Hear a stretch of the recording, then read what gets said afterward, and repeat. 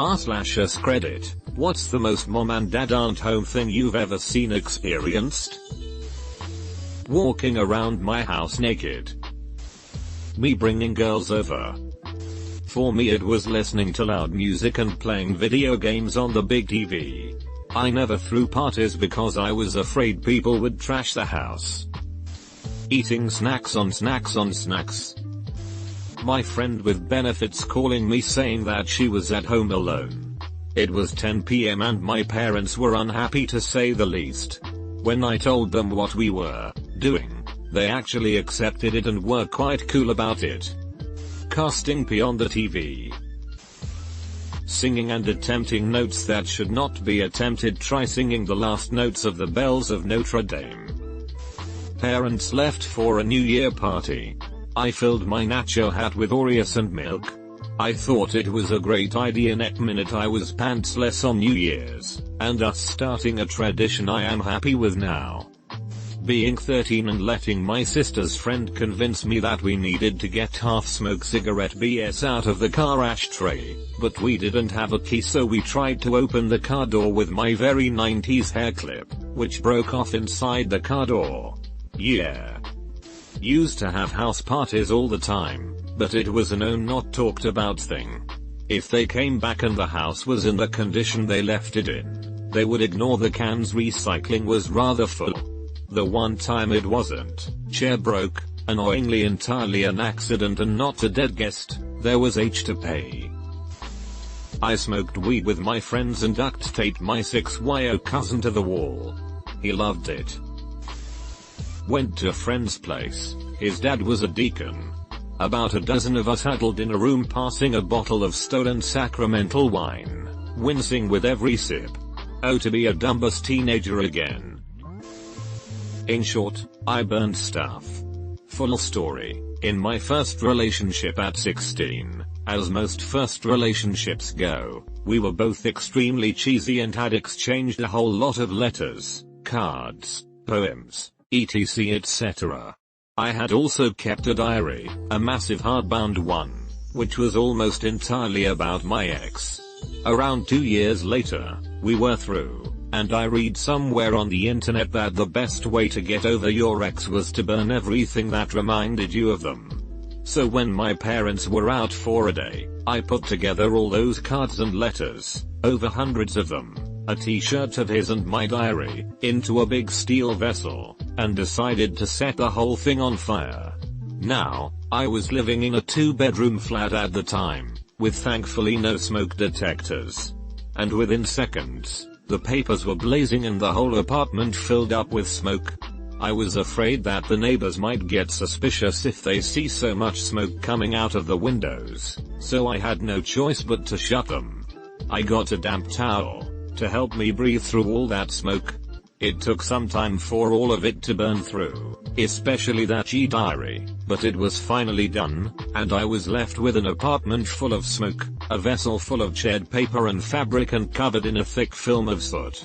I got rid of the char, cracked open a window to let in fresh air, wiped and wiped the soot off the vessel, and things were finally back to normal, except the floor. Where I had kept the vessel, the tiles were burning hot. I tried putting water on it to cool it down, but the water would just evaporate from the area or flow towards the cooler bits. I tried putting on damp towels on the floor, but the towels just got warm instead and the floor remained hot to touch. It took nearly 3 hours and a lot more water for that S to cool down. Never again. Mom wasn't home, so me being a 5 years old with access to a peanut butter jar and spoons managed to eat half a jar of peanut butter sitting in the kitchen floor. Not exactly not home. 7-year-old me, and 7-year-old neighbor girl. She has a Wendy house set up in her front room. In this house, a thin nylon tent, we would be able to play you show me yours and I will show you mine because mama couldn't fit into it. We soon found that she didn't need to fit into it, if she could turn it upside down and hit us through the thin material walls. When I was a kid, my friend June and I liked to make parachutes for our action figures out of plastic grocery bags. One day we got to thinking, What if we get a bigger bag and use them as parachutes for us as we jumped off the roof? My parents weren't home, so we went up to the attic and out a window onto the roof. Thankfully my dad had forgotten something and came back to see us both on the roof about to do something very stupid. I'm so glad he showed up because obviously our plan would not have worked and we both could have gotten seriously injured. So, I was in cinema on 12-hour Lord of the Rings marathon with a group of friends, which ended like at 11 o'clock. My parents were on a vacation and my friend, who lives in a city 30 kilometers away, was supposed to sleep at our place, because the next train was leaving at 6 AM. The marathon ended, we said goodbye to other friends and then we were supposed to take a taxi. However, because we both are anxious idiots, we rather choose to walk all the way to our house, which is another city, like 5 kilometers away. As we were walking, things were very calm, just some blinking lights and stuff. Finally, we got home at CCA 1:30, but we didn't feel tired at all. So we just stayed up and made some chicken nuggets. The whole kitchen looked like a British WW1 trench, but it was worth it. After that, we just played computer games until 6 AM and finally gone to sleep. Just saying, I am 16, have very protective parents and live in Slovakia. I was at a friend's house. Her family is very Catholic and conservative, only the parents. In fact, the children are way more open, so the fact that I was alone with her seemed like a trouble for her parents. I am a boy. After some time, one of her little sister came with her boyfriend. They went straight in her bedroom and well, they FK'd. About 13 minutes later, they come back in the living room, where I was still chatting with my friend. The boyfriend goes out and my friend's sister comes chat with us, and we casually speak about what happened with many details. About an hour later the parents are back and the discussion immediately switches to what's happening at school, and the plans for that Sunday's mass. I still laugh about it when I remember it. My older brother, unintentionally, ran over my younger brother with a tractor. Younger one sat on the attached second chair on the side of the cockpit. Older one drove very fast and the tractor hopped and younger one couldn't hold on and slipped under the tire. Older one didn't get H because he was shocked and crying about running him over. Younger one turned out fine, well just as red as the older one. My older brother pushed me through the door, because we were fighting over who got to put his food in the microwave first. Ah yes, spoiled cringe. Well, my high school girlfriend came over for a sleepover. We played games, listened to music, watched a movie, knocked some boots. And then I woke up early the next morning before she did to make banana pancakes, and then woke her up to breakfast with Banana Pancakes by Jack Johnson playing in the background. So does domestic bliss count as a mom and dad aren't home thing? During a break in our D&D game at my house I was upstairs violently failing my DM cause he was apparently super horny. He had a hard time sitting down afterwards and I officially ascended as a bard. Conclusion: ascend to bardic godhood by felling your twink DM in the ear. Was staying over at friend's house, wake up to dude mowing the lawn. Didn't think anything of it.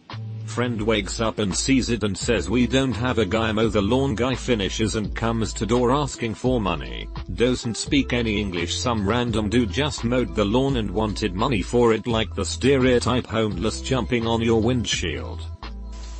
My parents have a caravan on a camping near the coast. They go there every weekend in early summer. From age 16ish, I didn't have to go with them anymore and was trusted to stay home for the weekend. I'd have friends over every Saturday to drink beer, smoke weed, watch movies, etc.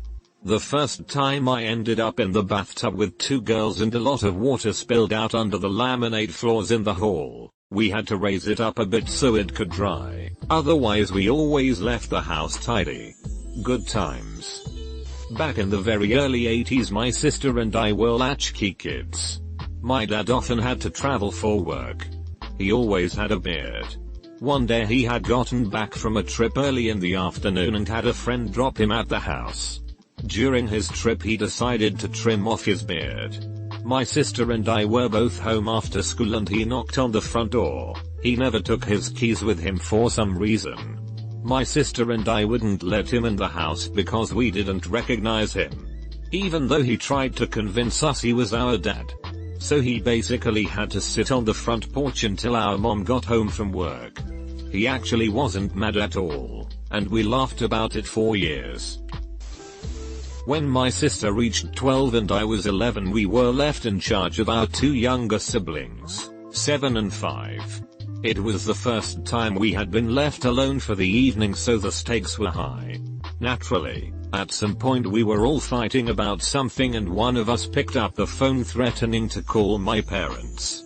As luck would have it, my mum was calling to check on us at that very same moment, so the phone didn't ring, but she was connected and could hear everything going on.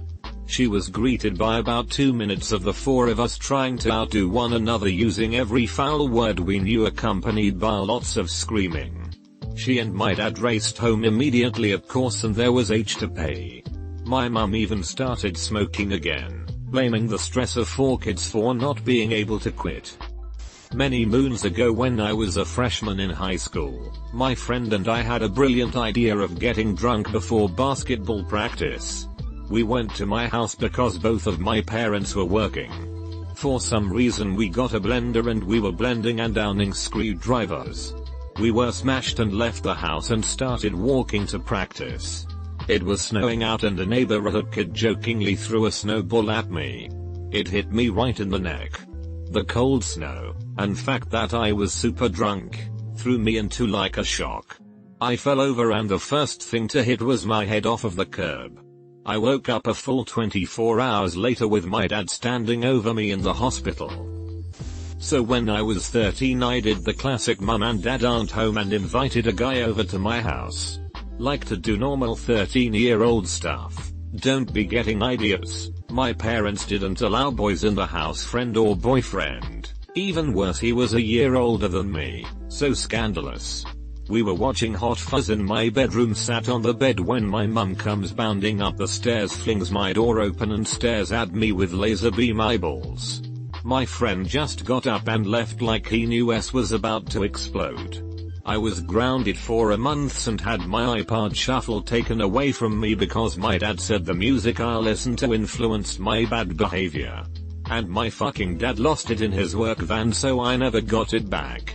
My mum, she still, to this day, doesn't believe that we literally just watched a movie, ate popcorn and cheese, for some reason, and made a pee out of that weird magnetic sand. It was ripped to any relationships from there because everyone thought my parents were crazy. We had a mate throw a huge party one Easter when his parents went away.